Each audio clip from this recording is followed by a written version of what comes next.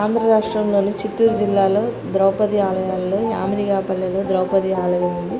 సుమారు 400 సంవత్సరాల క్రిందట పుత్తూరు పరిసర ప్రాంతాల్లోని ప్రజలు కరువు కాటకాలతో ఇబ్బందులు ఎదుర్కొంటున్న సమయంలో చైటూరు గ్రామంలో 6 అన్నదమ్ములు కలిసి బావి తవ్వడం మొదలుపెట్టారు.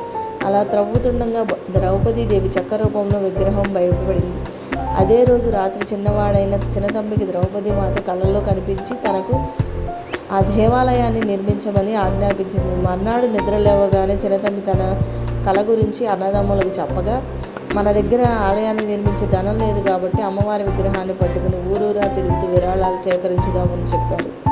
ఆ విగ్రహాన్ని నెత్తి మీద పెట్టుకుని కొరటతో కొట్టుకుంటూ కార్వేటి నగర మహారాజు సాల్వ వెంకట పెరుమాళ దగ్గరికి వెళ్ళి తన విద్యను ప్రదర్శించాడు. కత్తితో కోసుకున్న గాయం కాకపోవడం చూసి మహారాజు ఏం కావాలని కోరుకోమంటే అమ్మవారికి గుడి కట్టించమని కోరాడు. ఇక్కడ ప్రతి సంవత్సరం శ్రావణ మాసంలో 18 రోజుల పాటు తిరునాళ చాలా ఘనంగా జరుగుతుంది.